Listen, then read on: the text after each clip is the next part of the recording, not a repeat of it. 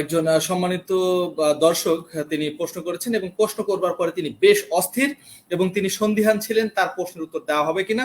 তার ফেসবুক আইডির যেহেতু তার নাম দেওয়া নেই আমি বলেছিলাম এবং তিনি তার নাম বিস্তার বলেছে, যে কারণে প্রশ্নটাও আমি স্যারের কাছে করব।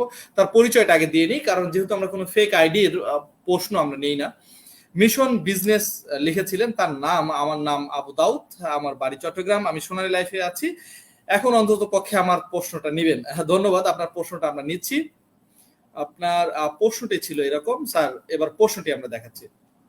লিখেছেন, স্যারের কাছে আমার একটা প্রশ্ন ছিল, বর্তমানে যে কোম্পানিগুলো লোভনীয় অফার দিয়ে কর্মী নিয়ে যাচ্ছে তাদের সম্পর্কে কিছু জানতে চাই। এটা কিভাবে স্যার আপনি এই বিষয়টাকে দেখছেন?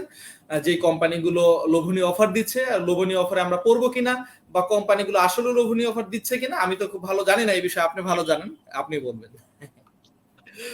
জি, আমি আবু দায়দ ভাইকে ধন্যবাদ জানাচ্ছি। সুন্দর একটা প্রশ্ন করছেন। উনি আমার চট্টগ্রামের লোক। আহ, তো আমার এক্ষেত্রে লোভনীয় অফার বলতে আমি সেটা হয়তো উনি যে দিক দিয়ে বলতেছে, যে চিন্তা ভাবনা করে বলতেছে, হয়তো আমি ওভাবে বলবো না। আমি বলবো যে এক একটা কোম্পানির এক একটা লোক নিয়ে গেলে এক একটা কৌশল মেনটেন করে কোম্পানিগুলো। লোক নিয়ে গেলে কৌশল মেনটেন করে কোম্পানি থেকে কি লোক দেওয়া হচ্ছে সেটা গুরুত্বপূর্ণ। অনেকেই আছে যে ধরুন এজেন্সি গুলো থেকে বা ইউনিয়ন ম্যানেজার তার বানানো কিছু ফর্মুলা তারা তাদের মতো করে মাঠে ছাড়ে যে গেলে এই হবে সেই হবে।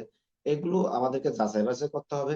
অরিজিনালি কোম্পানি আমাকে কি দিতেছে। একটা কোম্পানির সেলস পলিসি থাকে, কোম্পানির একটা ফাইন্যান্সিয়াল গাইডলাইন থাকে, একজন কর্মীকে কি কি দিতে পারে।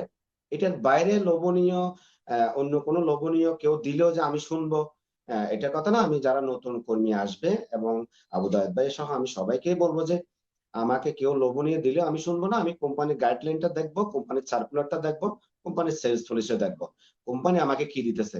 কোম্পানি যদি আমাকে দেয় তাহলে আমি মনে করবো এই কোম্পানির এটা গাইডলাইন, সেই অনুযায়ী কোম্পানি আমাকে দিবে।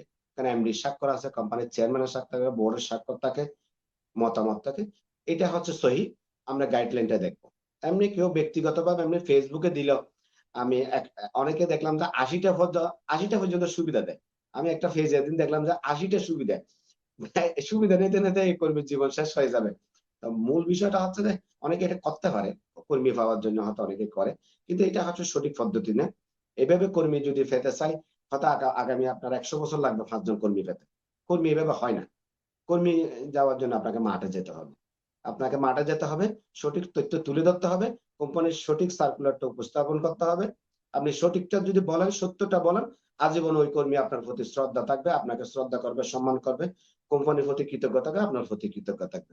ভুয়া কোনো কথা বলে, বাড়তি কোনো কথা বলে, লোভনীয় কোনো কথা বলে কর্মী আনলে, ওই কর্মী কিন্তু 2 দিন পরে আপনাকে কি চিটিং বলে চলে যাবে। সে দেখবে তখন কোম্পানি আসলে কি দিতেছে। এই ধরনের কোনো মিথ্যা প্রলোভন দিয়ে কিছু করাটা একদম বীমা কর্মী হিসেবে এটা আমাদের নীতির বাইরে।